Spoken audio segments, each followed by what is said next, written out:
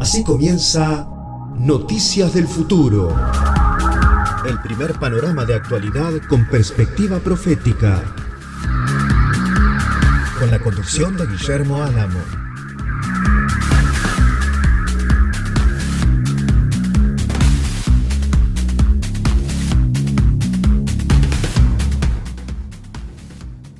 ¿Y qué tal? Muy pero muy buenas tardes. Esto es Noticias del Futuro, panorama profético. Hoy transmitiendo desde mi casa porque por diferentes problemas, complicaciones derivadas de la situación climatológica que vive por estas horas nuestra ciudad, la radio no está saliendo al aire. Así que por esa razón, hoy 12 de octubre, día en el que se celebra la diversidad racial y cultural, el ex Día de la Raza, hoy transmitimos desde casa para todo el mundo, a todos nuestros seguidores de Noticias del Futuro, panorama profético. Hoy, edición número 92.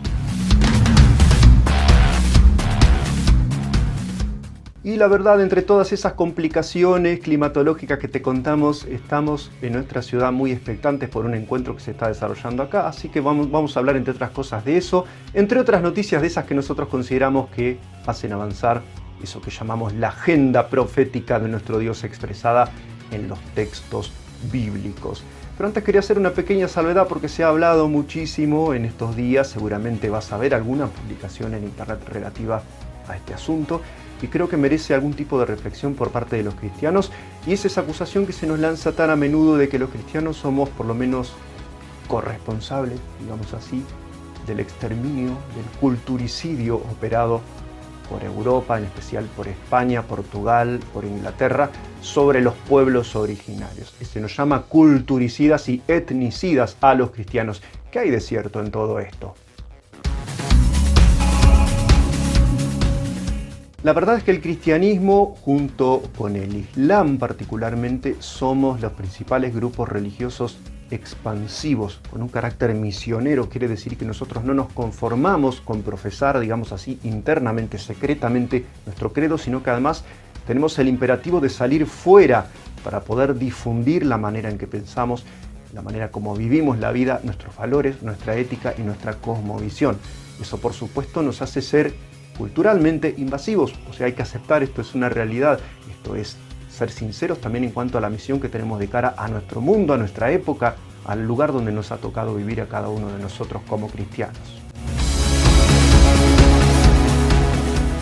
En las misiones se nos enseña particularmente cómo hacer este proceso complejo para todo aquel que está abocado a la evangelización en territorios culturalmente distantes a su propia cultura de origen, ¿no? Esto de ser un misionero, por ejemplo, en lugares lejanos, en el África, en Asia, en la India, en lugares que tienen otras maneras de vivir. Lo primero que se nos enseña es hacer una enculturación. ¿Qué quiere decir esto? ¿Qué implica esto para nosotros? Por supuesto, reconocer que estamos ante una cultura diferente de la nuestra y asimilarnos sus formas, sus estilos y sus valores culturales para poder a continuación ganarnos su confianza, por supuesto, de ese grupo étnico cultural al que nos dirigimos y poder inculcarles los valores cristianos, o sea, llegar a ellos con el mensaje que transforma vida, que hace nuevos a los corazones, y después, una vez que lo han aceptado, ellos harán las transformaciones en su cultura que el Espíritu Santo les vaya dictando. Pero por supuesto, esto implica no ir a cambiar, por ejemplo, su vestimenta, ni tratar de imponerles ninguna cuestión idiomática, nada que haga nuestros usos o maneras,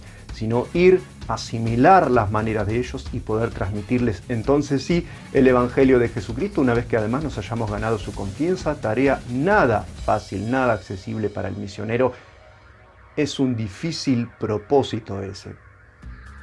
Pero puede decirse y puede reconocerse, en esto también tenemos que ser francos los cristianos, que nosotros estamos esencialmente para transformar la estructura, los valores, en la forma de ver la vida, de concebir al ser humano, la moral, la ética, y por supuesto tendrá repercusiones sobre la estética. O sea que a la pregunta de si somos culturicidas los cristianos hay que responder con un rotundo sí, somos culturicidas, porque hacemos explotar el corazón mismo de la doctrina de las personas a las que nos dirigimos. No imponiéndoles nada, pero sí ofreciéndoles una salida, ofreciéndoles un camino, ofreciéndoles un modo de ver las cosas que a la larga va a terminar trastornando y transformando de raíz el modo en el que estas personas enfrentan la vida y sus tratos con los demás y su relación para con Dios, por supuesto. O sea, es una obra encomendada al Espíritu Santo, no somos nosotros los que les vamos a decir desechen su cultura, son ellos los que, guiados por el Espíritu, transformados por la palabra de Jesús, van a resolver qué hacer con sus anteriores cosmovisiones, con su religión y con su manera de ver las cosas. O sea, esto es clarísimo y ya lo dimos a entender, los cristianos no estamos para imponer un modo de hacer música, ni de hablar, ni de dirigirnos a los demás, ni de vestir, ni imponer una vestimenta de época, nuestra vestimenta de época o de la sociedad de la que provenimos nosotros como misioneros, como evangelistas. En fin, quiero cerrar con una parábola muy conocida, está en el Evangelio de Mateo, capítulo 13, y habla de una mujer que simboliza la acción evangelística de la iglesia, que agarra un poco de levadura y la mezcla en muchas medidas de masa, muchas medidas de harina. Empieza a amasar hasta que todo hubo fermentado. ¿Qué quiere decir esto? Que los cristianos, desde hace 2 milenios, estamos produciendo una influencia, estamos afectando. Hay un influjo, hay una afectación, una transformación de las culturas en las cuales vivimos. Pensemos cuántas de las instituciones entre las cuales hemos crecido serían pensables sin la idea básicamente cristiana de que todos los seres humanos somos iguales en dignidad ante Dios. O sea, no serían pensables ni siquiera los códigos legales de un sinfín de regiones y de muchísimos países del mundo. Así que a la pregunta de si somos o no los cristianos misioneros, los cristianos evangelísticos culturicidas y esta clase de cuestiones, hay que dar una respuesta matizada y explicar todas estas cuestiones y admitir, por supuesto, que los cristianos no estamos para transmitir un mensaje inocuo que deje las cosas tales y como estaban. Dicho sea de pasada, no estaba todo tan bien en la América precolombina, pero bueno, ese es un detallecito que se lo dejo ya a los que son más amigos de hacer investigaciones y lecturas interesantes en historiografía.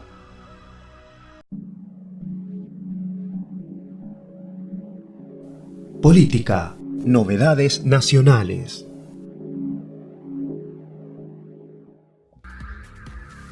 Noticias nacionales, entonces queremos hablar de ese dichoso encuentro nacional de la mujer que tiene lugar por estas horas en nuestra querida ciudad de La Plata, desde la que hacemos esta transmisión para nuestros amigos del Facebook y del mundo. Por estas horas se esperaba que vinieran algo así entre 100.000 y 200.000 mujeres procedentes no solo de nuestro país, sino de otros países limítrofes para tener lugar, para tomar parte de este encuentro nacional de la mujer. Encuentro entre cuyas temáticas, por supuesto, van a estar toda la agenda de género, encuentro convocado por la Universidad Nacional de La Plata, que en la mayoría van a ser clases o seminarios o talleres que van a darse en aulas que pertenecen a nuestra Universidad Nacional de La Plata. Así que viene con auspicio, viene con banca, con respaldo oficial esto del Encuentro Nacional de la Mujer. Hubo algunas manifestaciones incluso en las últimas horas que protestaron contra el nombre Encuentro Nacional de la Mujer. Escuchamos el audio de lo que se decía hace unos minutos en repudio al nombre mismo Encuentro Nacional de la Mujer.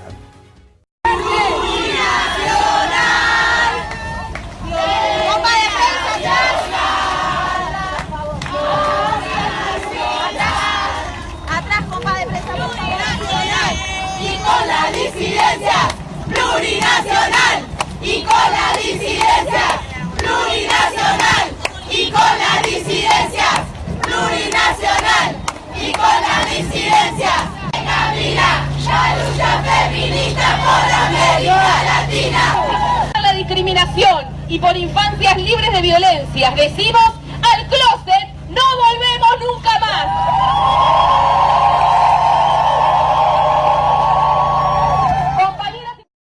Se pueden decir varias cosas de este evento cultural tan importante. Contábamos la vez anterior que en nuestra ciudad de La Plata son unos 600.000 habitantes, en el radio urbano entran 250.000, 300.000, no mucho más. Es una ciudad que tiene un contorno de unos 20 kilómetros, así que es una ciudad mediana, sin ser una aldea, como lo llaman algunos, en son despectivo. Es una ciudad mediana, no es una gran ciudad, no es Buenos Aires, digamos.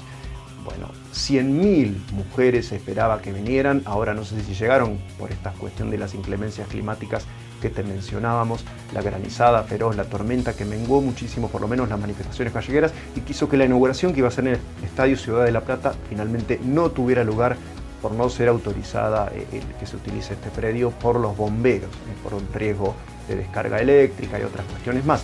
La cuestión es que a todo trapo pensaban empezar el Encuentro Nacional de la Mujer y bueno, parece que en alguna medida esto se vio recortado por la cuestión climatológica, pero va a durar 3 días esto en nuestra ciudad y van a seguir sucediéndose los talleres abordando distintas temáticas que enfrenta la mujer ahora desde una perspectiva, como te contamos, de género.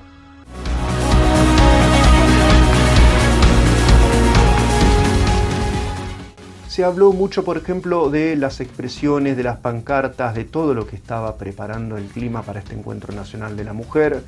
Algunas muy agresivas que terminan despertando el repudio de la gente. Uno al final se termina preguntando, ¿habrán puesto ellas esas pancartas?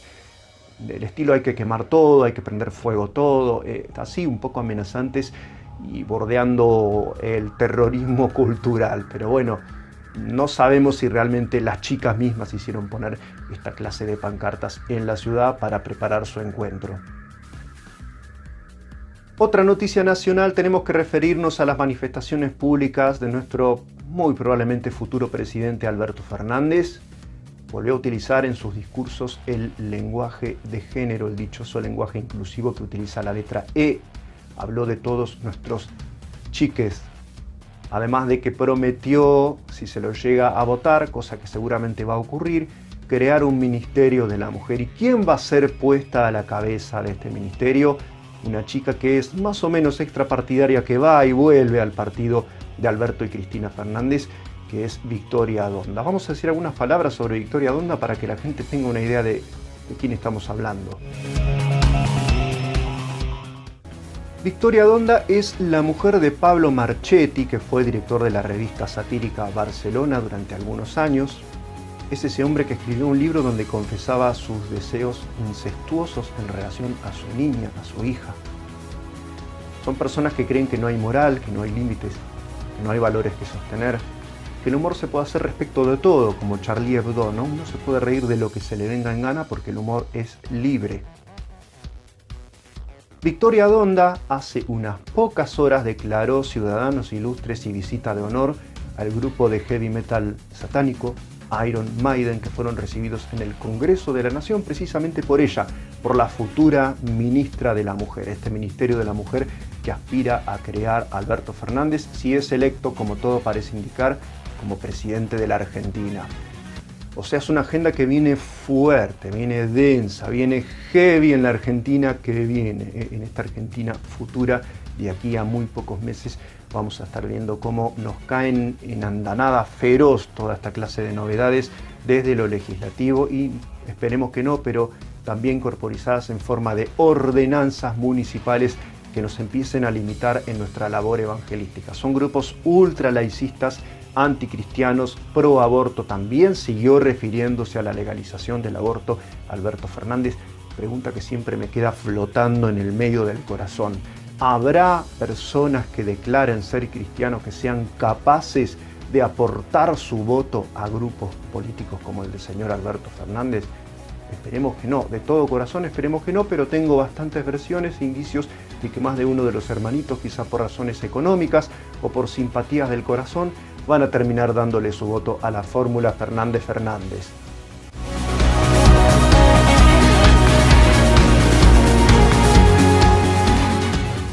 Bueno, una noticia nacional que tiene que ver con la geopolítica y con los alineamientos y con las cosas que están ocurriendo alrededor del mundo.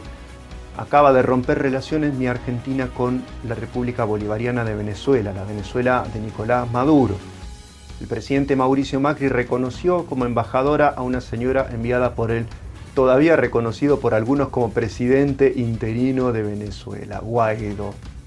Así que bueno, así están las cosas. Esto algunos dicen, especulan, no son estas cosas de la política que uno nunca sabe bien por dónde viene la mano. Pero bueno, se dice quizá es una manera de embarrarle la cancha y complicarle decisiones diplomáticas a futuro al que venga como presidente después. Tanto más cuanto que es indicado por la prensa como un hombre que se va a alinear con el eje continentalista, ¿no? Con Venezuela, Rusia, China, la India, con todos estos países que no tienen tanto que ver con el eje atlantista del que siempre hablamos, Estados Unidos, Inglaterra e Israel.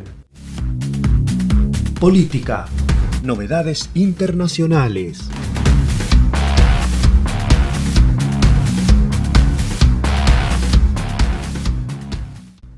Noticias internacionales, lo primero y que trajo muchísima conmoción a nivel internacional fue la decisión de Donald Trump de permitir que Erdogan, presidente turco, invada a su gusto y piacere las regiones que él considere necesario. Por supuesto que Erdogan dijo que a él le interesaba derrotar a los grupos extremistas sunitas, o sea, una lucha intraislámica, digamos así, aunque todos los observadores internacionales concuerdan en que lo más probable de todo es que termine dirigiendo sus ataques contra la minoría étnica kurda.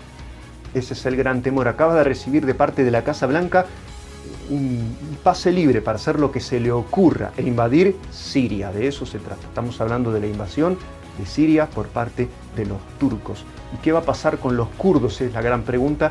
Y ya salió Benjamin Netanyahu a decir que respaldaba al pueblo kurdo y que de ninguna manera ellos iban a apoyar un genocidio dirigido contra esta minoría, los kurdos.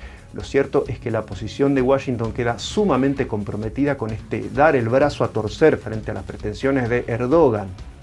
Donald Trump emitió una especie de, no sé si decir de advertencia, porque después de haber dado carta blanca de esa manera, decir advertencia orilla el ridículo absoluto en cuanto a la política internacional.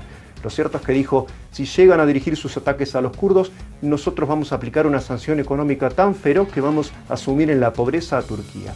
Pero estamos hablando de la potencia militar más grande del mundo, Estados Unidos. Es una amenaza sumamente tibia, poco comprometida, es una amenaza cobarde de parte de Trump decir esto respecto de los turcos. En fin, es algo que compromete también y no de lejos a la situación misma de Israel. Por supuesto que el apoyo de Israel a los kurdos también es algo que resulta favorable en cuanto a la política interna para Erdogan. O sea, la gran mayoría de los turcos albergan sentimientos antijudíos profundísimos. Así que esto no hace más que fortalecer también la posición interna de Erdogan en Turquía. Productos culturales problemáticos bajo la lupa. Y hoy en nuestros productos culturales problemáticos bajo la lupa no nos vamos a encargar de un producto únicamente, sino que vamos a hablar de toda una movida bajo la cual actualmente estamos incluso en las iglesias cristianas del mundo. No voy a expandir mucho mis consideraciones sobre los orígenes de la música que llamamos rock and roll, pero quiero decir algunas palabras para que entendamos también esto como buenos observadores de la cultura, en esa cultura que estamos y que en cierto modo nos hizo a todos nosotros.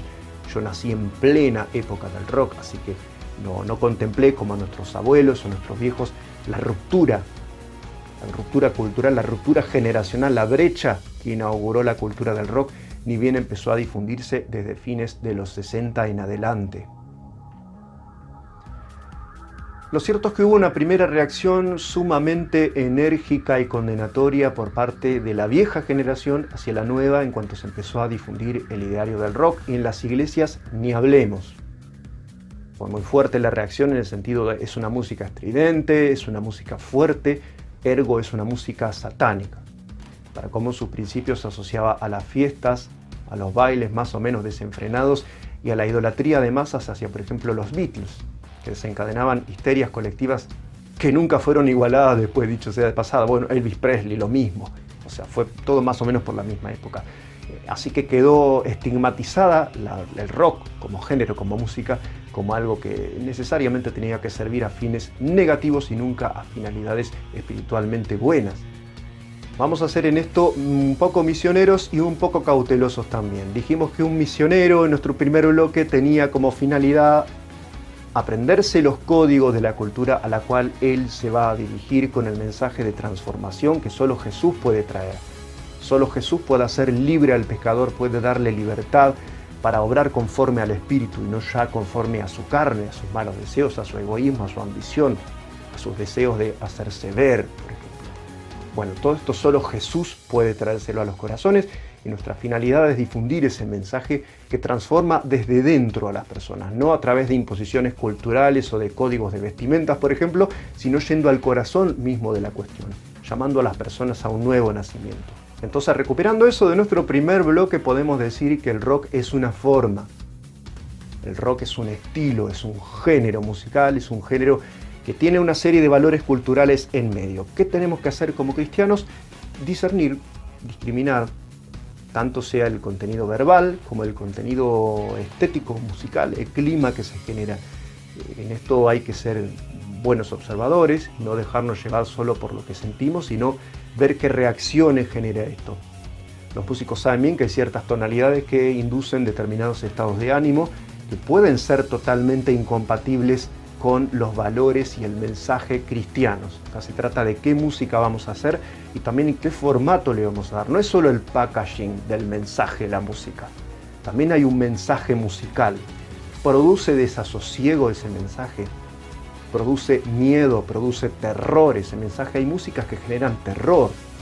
Los que les gusta el rock extremo saben que hay música escalofriante, que no genera ni solemnidad ni grandiosidad en el estilo, tantos estilos que han hablado en este sentido, ¿no? La música académica genera así como una cosa mística, grandiosa, sublime, como lo más parecido a una revelación mística de Dios a través de meras notas musicales, de meros colores, sucesiones, tonalidades, timbres. Bueno, en el rock and roll también hay músicas que generan eso, pero a veces le añaden que generan terror, espanto. ¿En qué medida puede ser eso compatible con la transmisión de un mensaje que glorifique a Dios y que represente el modo cristiano de vivir las cosas? Por ejemplo, la mansedumbre, la paz, el gozo y la libertad que solo Dios puede dar. Esa es una pregunta muy bien hecha para músicos. También hay música, y no poca, que transmite una sensación de jolgorio y de lo burlesco. Es muy típico del estilo vocal de los rockeros que parezcan estar burlándose de algo o de alguien. Transmite una sensación así de broma, de irreverencia. Esta es la palabra que estaba buscando. Hay música intrínsecamente irreverente por su sonoridad y por el modo de ser cantada o declamada la letra, por ejemplo. Eso también es incompatible con el mensaje cristiano, pero es irrecuperable. El tono burlón está prohibido en un cristiano. No se puede hacer música que glorifique a Dios y que suene como una especie de broma, de cargada. Sobre la estridencia se pueden decir varias cosas a favor y en contra. En contra, que produce una impresión desagradable, sospechosa, rara, desasosegante, que produce una perturbación en el oyente. Según de qué grupo etario sea, todo lo demás que influye en estas cuestiones, ¿no? Si es un joven no es lo mismo que si es una persona muy madura o si tiene incluso unos sentidos muy agudos, ¿no? Por ejemplo, la gente mayor suele reaccionar de manera más fuerte a los estímulos enérgicos y por ahí los rechazan por esa misma razón. Dios pedía en los salmos una música fuerte. Eso es algo que se puede decir a favor. Pedía salterio, arpa, tamboriles, trompetas, címbalos resonantes, címbalos de júbilo. Así que los instrumentos, los tambores, todo lo que produce un clima de jolgorio, de energía, de vitalidad y en cierto sentido de estridencia, está permitido en la música que glorifica a Dios. Por lo menos en los salmos yo encuentro una justificación bastante clara de la música que tiende más a ser enérgica que a ser demasiado solemne y demasiado tranquila. Así que quede todo dicho, no vamos a hacer análisis cultural, no nos vamos a meter en los entresijos de la historia del jazz, que fue precedido por los negros spirituals, que eran los cantos de los negros evangélicos del sur, en Estados Unidos. No nos vamos a meter en la cuestión del gospel, que está a 2 pasos del rhythm and blues, que después fue rebautizado por los empresarios blancos como rock and roll. Todo eso está en la base de la estética del rock, de la rítmica, de los sonidos, de cómo suena el rock. Así que bueno, no nos vamos a meter en eso, pero queremos dejar esta salvedad y que se entienda que el rock es todo un combo, cultural, axiológico, hay valores, hay una ética. En el rock se valora mucho la rebeldía, por ejemplo. Bueno, hay cosas que deben ser cuidadosamente corridas a un costado si es que pretendemos hacer música que glorifique a Dios. Condenar sumariamente un estilo no sé si es una opción inteligente. Yo creo que son lenguajes y son modos en los que podemos estar más cerca de las personas a las que nos dirigimos con el mensaje de salvación. Eso sí, siendo sumamente cautelosos, cuidadosos y con muchísimo amor, apartando todo lo que pueda llegar a obstruir, a generar un ruido comunicacional respecto del mensaje que nos proponemos transmitir. Israel, ese reloj profético. Bueno, noticias sobre Israel. Queremos añadir a la dicha una novedad que tiene que ver con un intento de atentado que tuvo lugar en Alemania, que tiene trastornado al país porque muestra con qué fuerza y con qué virulencia está regresando el sentimiento antisemita a la nación de la que salió o que catapultó internacionalmente a Adolf Hitler, porque Hitler era austríaco, es la realidad también. En Alemania hubo un intento muy fuerte de ataque antijudío. Un grupo de nazis, de neonazis, de estos que allá se llaman cabezas rapadas, por ejemplo, están los Jesus Freaks también, que son grupos antisemitas que en cierta manera se mimetizan con un cierto mensaje cristiano. Bueno, aprovechando la reunión del día de Yom Kippur, pretendía uno de estos personajes hacer detonar 4 kilos de explosivos, lo cual iba a generar una auténtica masacre en una sinagoga judía. Por supuesto que tanto Angela Merkel como los funcionarios de allá rápidamente salieron a condenar con toda energía y a desplegar todos los medios a su alcance para prevenir que pudiera llegar a ocurrir un ataque de estas dimensiones, haciendo revivir sus horas más oscuras en lo espiritual a Alemania. Que nos indica como cristianos todo esto que está pasando alrededor de Alemania, que vamos a ver cómo se expande el deseo de los hebreos de volver a su tierra prometida, al Eretz Israel. No se van a querer quedar en los diversos países de Europa si van a ser blanco de ataques como estos que te estamos contando. Bueno, finalmente no se concretó, pero estuvo ahí de concretarse. Incluso había un manifiesto en el que se declaraba la intención de producir una masacre en esa sinagoga en el día de Yom Kippur, el día del perdón de los hebreos no convertidos a Jesús. Así que en todas estas reacciones antisemitas, en estos ataques a cementerios que siguen verificándose también en nuestra Argentina, vemos esa señal de que los judíos van a ser expelidos de las diversas naciones en las que todavía habitan como huéspedes, ¿no? Por ejemplo, acá en nuestra Argentina hay más de 200.000 hebreos de origen judío. Muchos de ellos son creyentes, algunos no, algunos son incrédulos, son ateos. La realidad es que van a tener que volver a la tierra prometida si es que pensamos que todos los eventos profetizados en la Biblia se tienen que cumplir con ellos ya establecidos en el Eretz, en la tierra de Israel. Los grandes temas apocalípticos.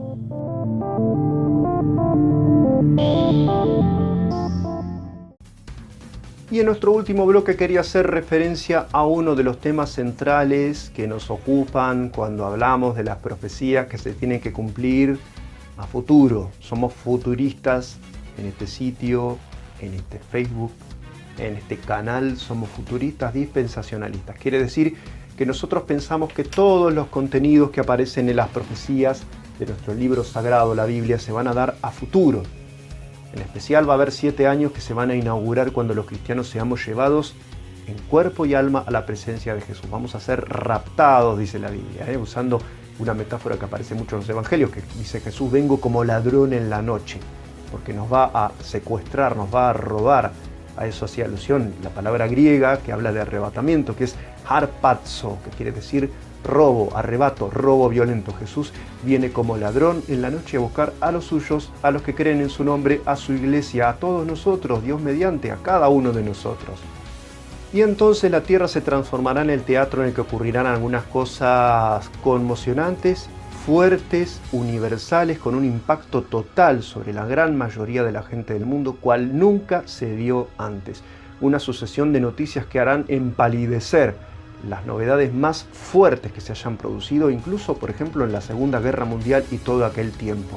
Y entre esas novedades, entre esas cosas que van a suceder durante los últimos 7 años, hablábamos de la necesidad de que los hebreos construyan su tercer templo, el tercer templo de Jerusalén, en el lugar que ahora aproximadamente ocupan las mezquitas islámicas, la mezquita de Omar y el domo de la roca en el monte de Sión, en Jerusalén. Es el lugar que está tan en disputa y cuyo acceso está cuidado por el ejército israelí, pero prohibido, francamente, para el ejercicio de actividades cúlticas para los hebreos. Solamente los islámicos pueden acceder a lo que ellos llaman la explanada de las mezquitas, en donde justamente los hebreos planean construir su tercer templo, donde estuvo el templo de Salomón, el primer templo que hicieron los hebreos. Vamos a hacer una breve historia de ese santuario judío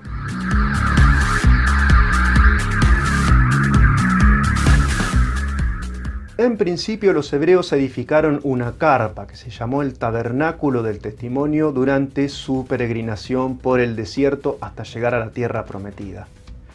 El santuario estuvo establecido en Silo, primeramente, y después fue por diversas partes de Israel hasta que el rey David lo estableció en Jerusalén, una vez que la hubo tomado de los pueblos que primitivamente ocupaban esa zona, en lo que en esa época era parte de la tribu de Benjamín. Lo cierto es que Dios estaba en ese momento y se manifestaba a través de un tabernáculo, de una carpa, de una tienda. Era una tienda de grandes dimensiones, pero se trataba de una tienda. En ese lugar estaba, detrás del velo que separaba el lugar santo donde entraban los sacerdotes normales, estaba el lugar santísimo donde se encontraba el arca del pacto. Vamos a hablar de ese mueble particular, el arca del pacto.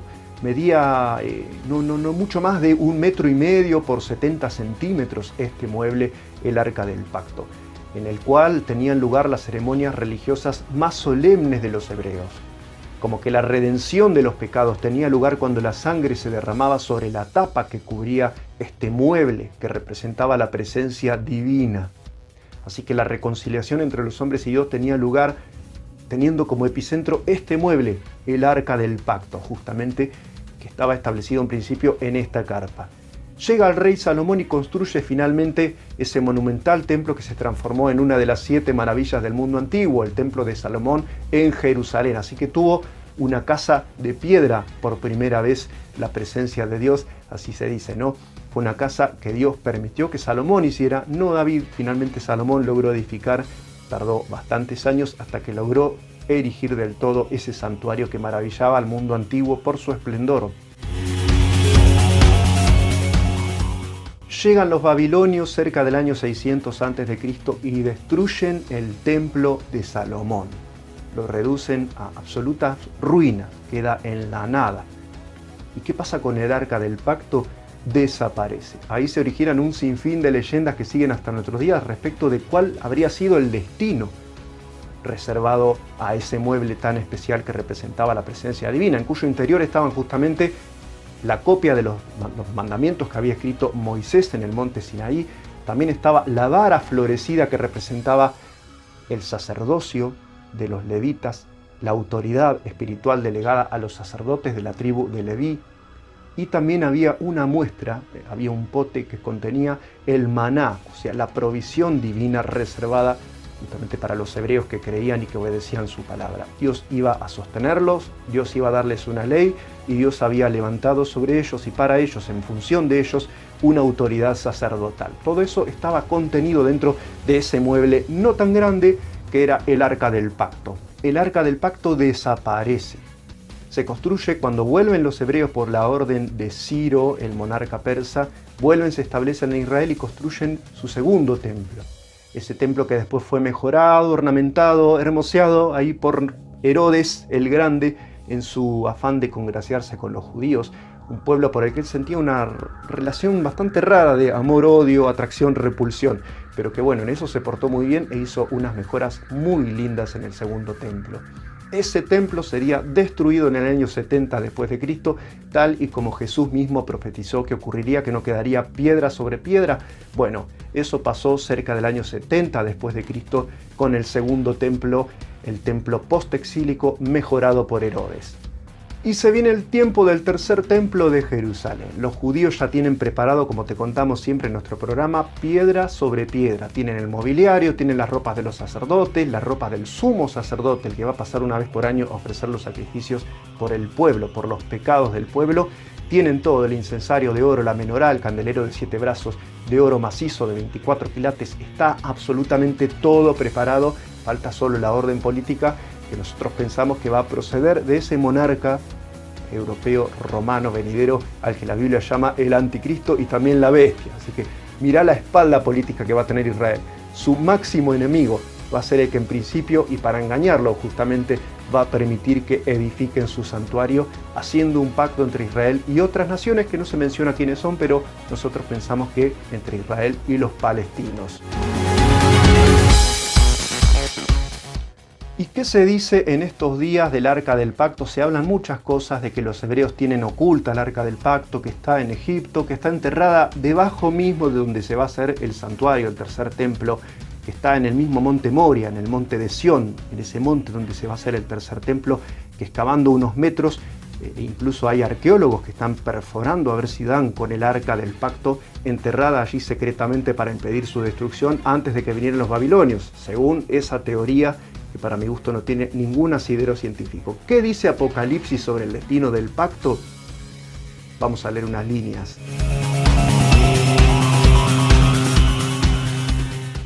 Habla del séptimo ángel que va a tocar la séptima trompeta, que va a dejar el poder y el dominio del mundo en las manos de Dios y de Jesucristo.